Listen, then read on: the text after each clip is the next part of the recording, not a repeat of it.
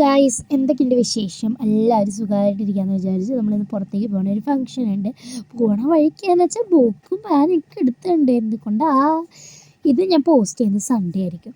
Monday തൊട്ടിട്ട് എനിക്ക് എക്സാമാണ്. എൻ്റെ പൊന്നേ, ഫസ്റ്റ് എക്സാം തന്നെ സയൻസ്. അപ്പോൾ വിചാരിക്കും തലേ ദിവസം തന്നെ എന്തിനാ പോണ പരിപാടിക്ക് എന്ന് വിചാരിക്കും അല്ലേ.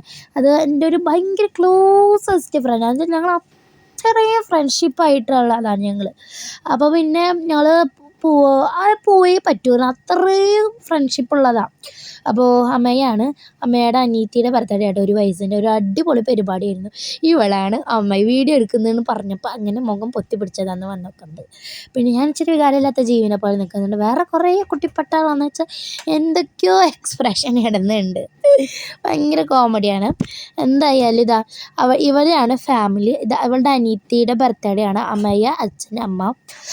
ഇവളുടെ പേര് അമ്മയ്യ, ഇവളുടെ അനിയത്തിയുടെ പേര് ആത്മീയ എന്നാണ്. ഭയങ്കര കോമ്പിനേഷൻ അല്ലേ. അപ്പോൾ ഒരു അടിപൊളി പരിപാടിയായിട്ട് തന്നെയാണ് നടത്തിയത്. കേക്ക് മുറിയും എല്ലാ പരിപാടിയും ഉണ്ടായിരുന്നു. ഇവിടേക്ക് പോകണ മുമ്പ് ഞാൻ ഫസ്റ്റ് പോയത് എൻ്റെ വാച്ചിൻ്റെ സ്ട്രാപ്പ് ഉണ്ടല്ലോ, അത് പോയി കാണാണ്ടായി ഗൈസ്. എനിക്ക് വീട്ടിൽ നല്ല വഴുക്ക് കിട്ടിയിട്ടുണ്ടായിരുന്നു ആ സ്ട്രാപ്പ് കാണാതായിന്. അപ്പോൾ അത് വാങ്ങിക്കാൻ പോയി. പിന്നെ അത് കഴിഞ്ഞിട്ടാണ് നമുക്ക് ഇവിടെ പോയത് കേട്ടോ.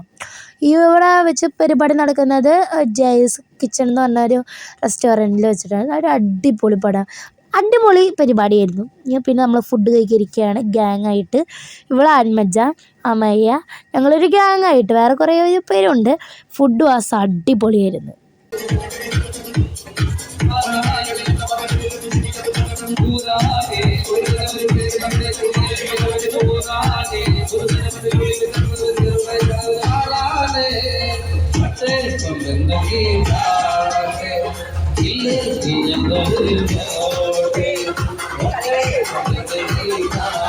ഗൈസ്, നിങ്ങളിപ്പോൾ കണ്ടത് ഡാൻസ് പരിപാടികൾ, പാട്ട് പരിപാടികളൊക്കെയാണ്.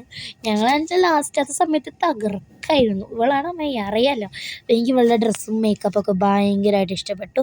ഇനി ഞങ്ങൾ നേരെ വീട്ടിലേക്ക് പോകും. ഞാൻ അവിടെ നിന്ന് ഇറങ്ങിയപ്പോൾ ഒരു 10:30 ഉണ്ട്. അപ്പോൾ അത്രയേ ഉള്ളൂ. തെറ്റാ.